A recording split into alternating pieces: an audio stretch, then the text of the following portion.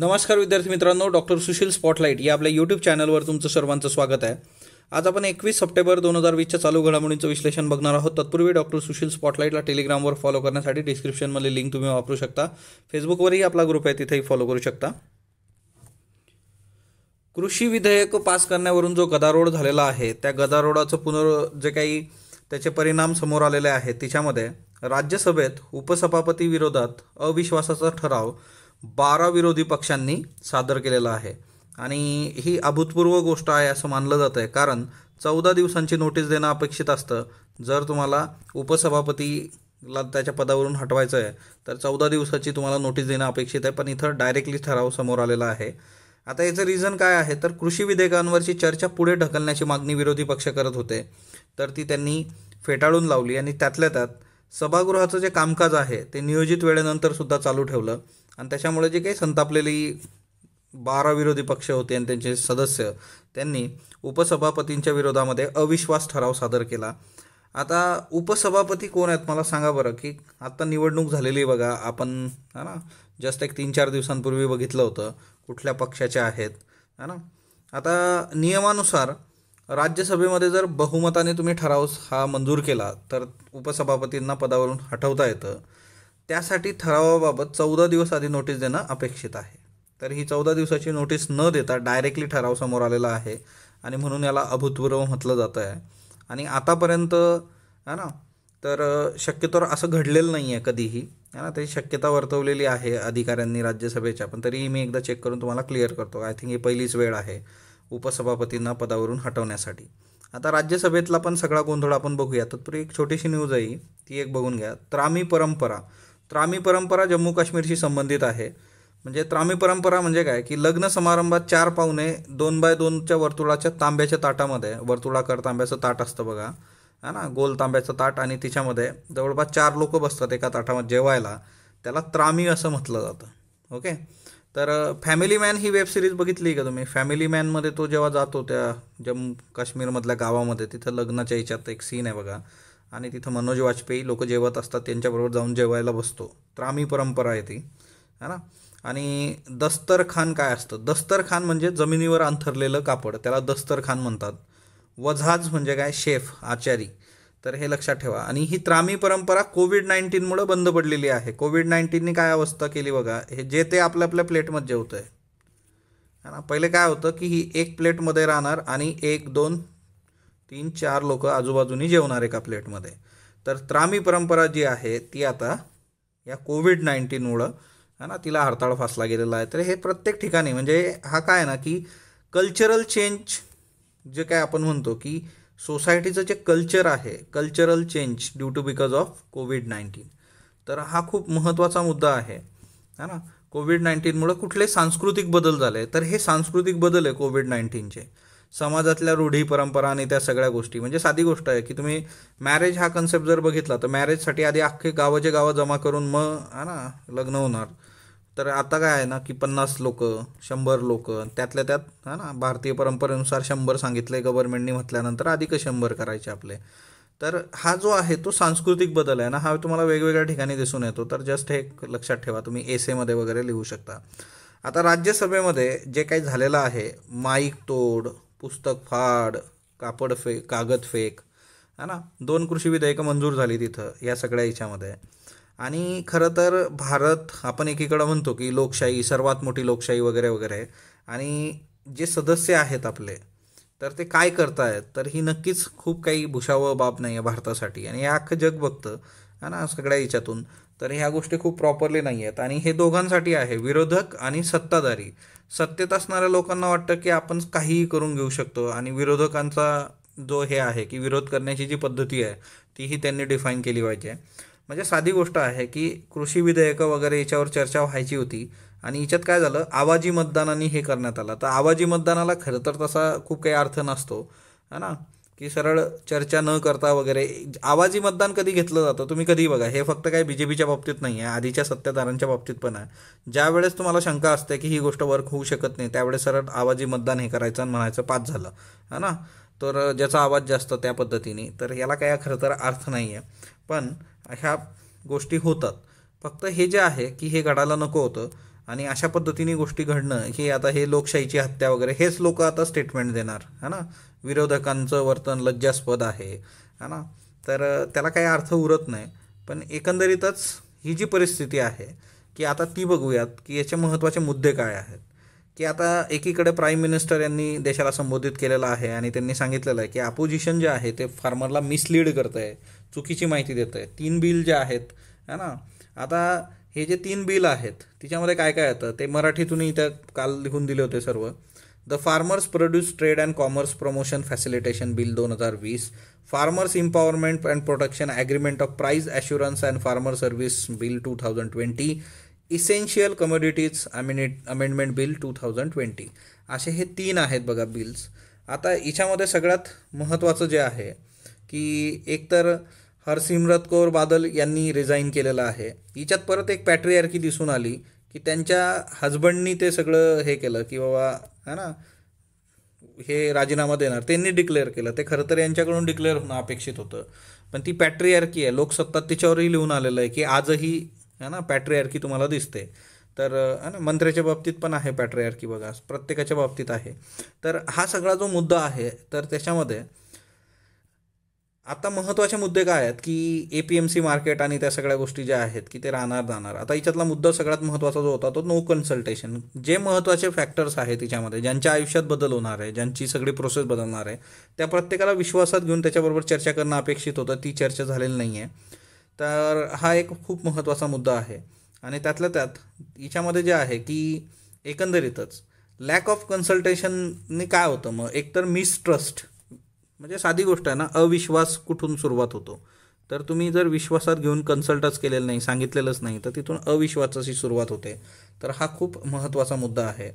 त्याच्यानंतर ह्या ज्या काही फार्मर ऑर्गनायझेशन्स आहेत तर तिच्यात काहींचं म्हणणं आहे की हे बिल फायदेशीर पण ठरू शकतात, पण प्रॉपरली चर्चा झालेली नाही आहे. आणि याच्यामुळे काय होऊ शकतं की इमिडिएट कन्सर्न काय आहेत, एक APMC मंडीज, त्या attempt to weaken the APMC mandis ना. APMC जे काही आहे कृषी उत्पन्न बाजार समिती, त्या वीक होतील ना, त्याचं जे काही अधिकार आणि त्या सगळ्या गोष्टी आहेत. त्याच्यानंतर eventual withdrawal of MSP, minimum support price withdraw होऊ शकते. आता पंतप्रधानांनी सांगितलेलं आहे संबोधित करताना की MSP विड्रॉल होणार नाही. काही लोकांनी अशा पद्धतीने स्टेटमेंट दिलेले आहेत, MSP विड्रॉल झाली तर आम्ही राजीनामा देऊ वगैरे वगैरे वगैरे. पण हा मुद्दा हाच आहे इथला की जर एवढं लोकांमध्ये अवेअरनेससुद्धा नाही आहे किंवा ते जे बिल आहे ते जर स्पष्ट करत नसेल, म्हणजे तिच्यामध्ये हे गॅप्स आहेत. जर तुम्हाला सांगावं लागतं आहे पुढं येऊन की MSP राहणार आहे जाणार आहे, याचा अर्थ काय की त्या बिलमधले जे प्रोव्हिजन्स आहेत विधेयकामधले तिच्यामध्ये हे स्पष्टपणे कळून येत नाही किंवा तिच्यातले जे वर्डिंग्स आहेत ते कुठंतरी संभ्रमात टाकणारे आहेत. हाच हिच्यामधला मोठा प्रॉब्लेम आहे. आणि MSP जे आहे की गॅरंटीड बाय गव्हर्नमेंट तर ती राहील. त्याच्यानंतर दुसरा जो मुद्दा आहे की एकंदरीतच प्रोक्युअरमेंट बाय स्टेट है ना, हे बिल कसल्याही पद्धतीने विड्रॉ करणार नाही की स्टेटकडून MSPवर जे काही अन्नधान्य आहे त्याची खरेदी होईल. आता बऱ्याचदा बघा MSP काय आहे ना की एखाद्या शेतकऱ्याचं जर अन्नधान्य बाहेर मार्केटमध्ये उठाव नसला तर तो गव्हर्नमेंटला विकू शकतो. आता प्रत्येक वेळेस त्याला खूप फायदा होईल असं नाही, पण त्याला त्याच्या मालाची शाश्वती असते की तो विकला जाणार आहे, त्यांनी जे पिकवलं आहे ते विकलं जाईल, याची शाश्वती तुम्हाला MSPमधून येते. तर हा खूप महत्त्वाचा मुद्दा आहे. ओके. त्याच्यानंतर की हे याच्यातला दुसरा जो हे होता की आता अदानी आणि जे काही रिलायन्स आहे ना, तर ही लोक कॉर्पोरेट, म्हणजे याचं जे आहे की क्रोनी कॅपिटलिझम होणार. आणि दुसरी महत्त्वाची गोष्ट की entry of corporates in farmings. Okay. तर हा एक खूप महत्त्वाचा मुद्दा आहे की हे जे मोठे कॉर्पोरेट आहेत ते आता किराणा अन्नधान्य याच्यामध्ये येत आहेत आणि त्यांच्यासाठी तुम्ही ही गोष्ट करतायत, असाही एक खूप महत्त्वाचा मुद्दा आहे. ओके. आणि दुसरी महत्त्वाची गोष्ट आहे की एक जे आहे की हे जे APMC आहे तर याचं वास्तव समजून घेणं फार गरजेचं आहे. तसं बघायला गेलं तर फक्त 1/4 ऑफ टोटल ॲग्रिकल्चर ट्रेड, म्हणजे जवळपास 25% पण कमी बिझनेस जो आहे होतो तो ह्या APMC थ्रू होतो. APMCपेक्षा 25%. पण APMC खूप महत्त्वाचा रोल कशात प्ले करतं तर price discovery for essential agriculture trade and production. Price discovery म्हणजे नेमकी किंमत किती असली पाहिजे एखाद्या धान्याची, तर त्याच्यासाठी यांचा रोल फार महत्त्वाचा आहे.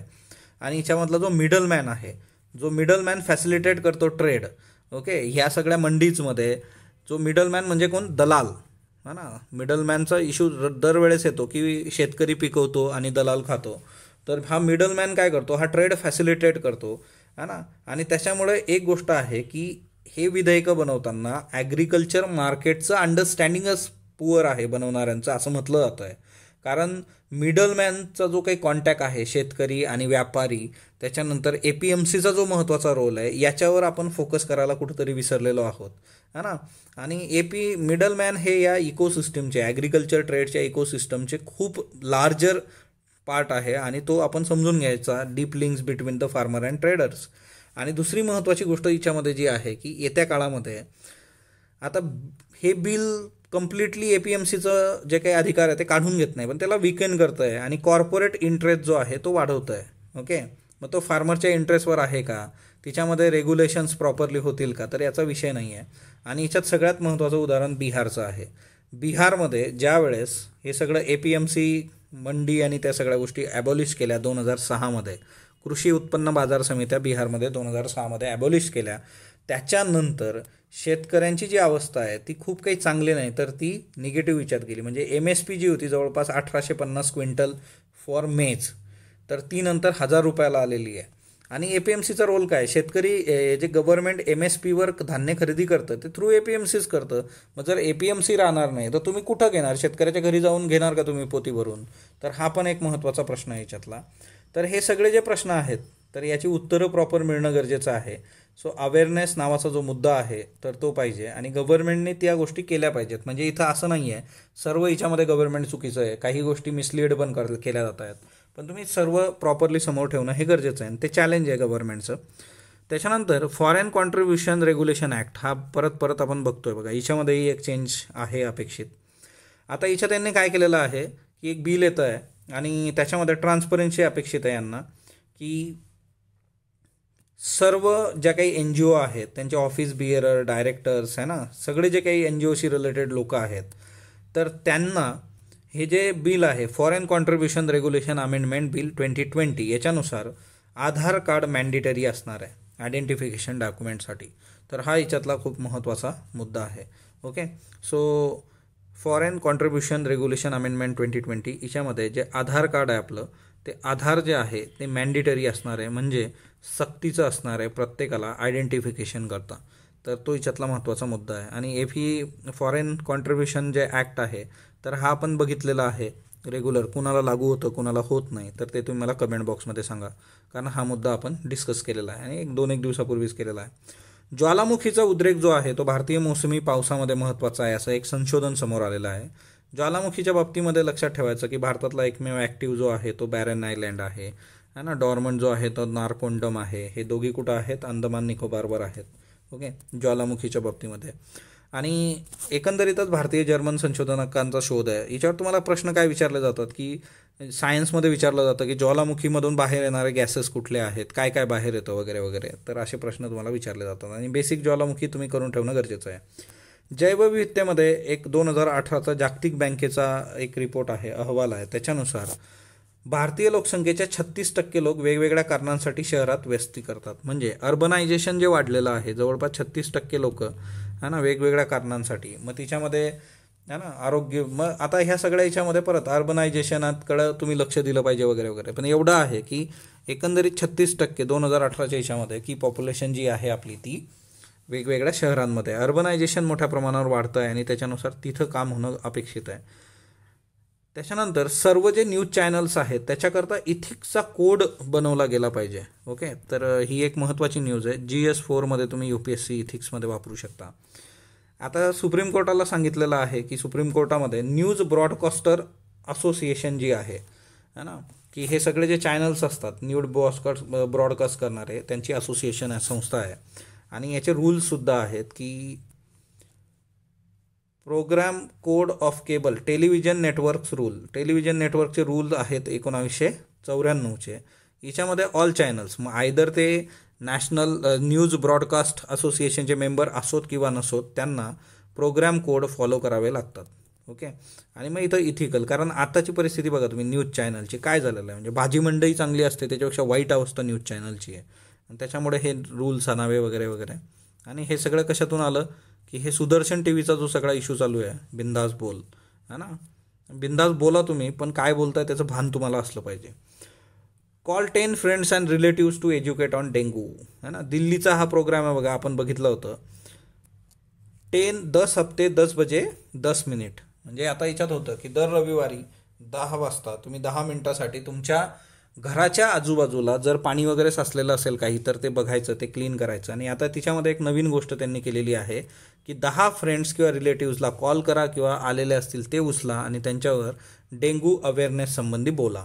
तर दिल्ली गव्हर्नमेंटचा हा आहे. तुम्ही क्रिएटिव्ह याच्यामध्ये ही गोष्ट बघू शकता आणि जेवढा लोकांचा सहभाग राहील कुठल्याही गोष्टीत तर तो वर्क होतो. आता बघा, लँडस्लाईड किंवा लँडस्लिप जे म्हणतो तर ते हे आहे. रेल्वेचा रूळ आहे बघा, हा रेल्वेचा आहे ना, रेल्वेचा रूळ आहे. आणि पुढं कम्प्लिटली हे जे आहे तर हे माती इथं पडलेली आहे वरतून जे आहे झाडं आणि ती लँडस्लाईड आपण जॉग्रफीमध्ये बघत असतो, वाचतो आपण. तर हे त्याचं प्रॅक्टिकल व्हर्जन कोकणातलं आहे बघा, हे है ना, कोकण आणि साऊथ वेस्टर्न रेल्वे जी आहे तर तिथं हे झालेलं आहे. भारत आणि चीनचा सीमावाद आज लष्करी पातळीवरची 6वी फेरी आहे चर्चेची. 21 सप्टेंबर 2020 लष्करी पातळीवरची 6वी फेरी. आणि याच्यात पहिल्यांदाच परराष्ट्र मंत्रालयातले संयुक्त सचिव पातळीवरचे अधिकारी उपस्थित राहणार आहेत. म्हणजे एकंदरीत राजकीय प्लस लष्करी असं रूप आहे याचं. 29 ऑगस्ट ते 15 सप्टेंबरपर्यंत म्हणजे सप्टेंबरचा सेकंड वीक जो आहे तोपर्यंत मगर, गुरुंग, रेचेनलॉ, रेझांगला, मोजपरी, फिंगर 4 जवळील महत्त्वाचं शिखर असे जवळपास 20 शिखरं भारताने ताब्यात घेतलेली आहेत.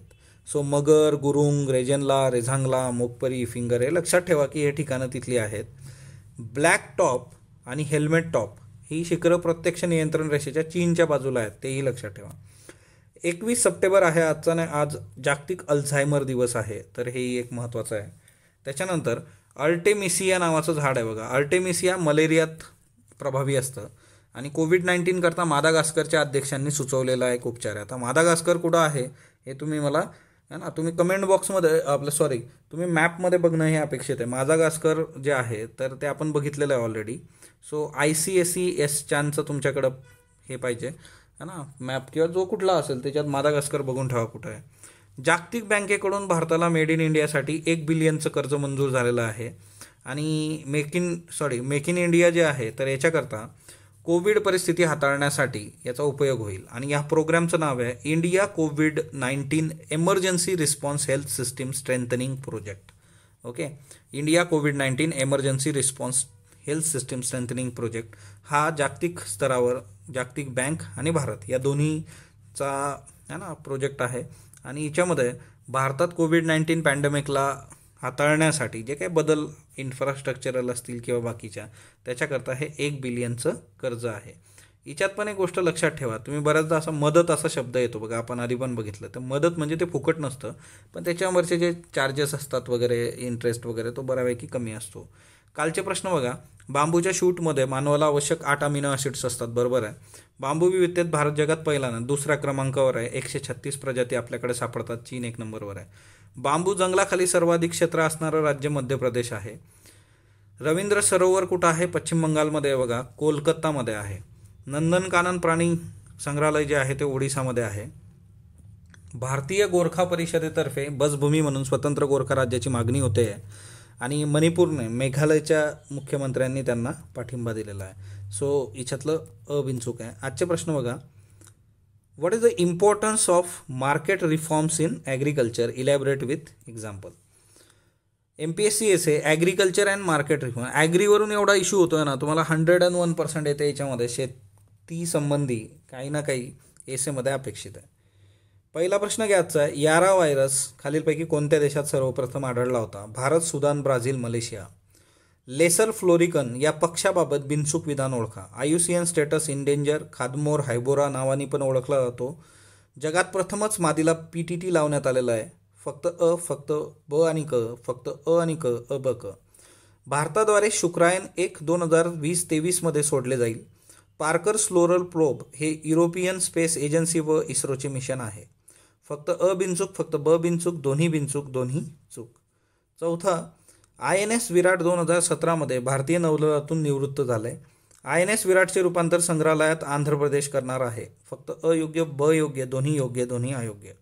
सारामती हे शिखर कोणत्या राज्यात आहे? केरळ, महाराष्ट्र, नागालँड, उत्तराखंड. याची उत्तरं तुम्ही कमेंट बॉक्समध्ये देणार आहात. स्पॉटलाईटला जो तुम्ही प्रतिसाद देता त्याबद्दल मी आपला आभारी आहे. स्पॉटलाईटला लाईक करा, शेअर करा, सबस्क्राईब करा. धन्यवाद विद्यार्थी मित्रांनो.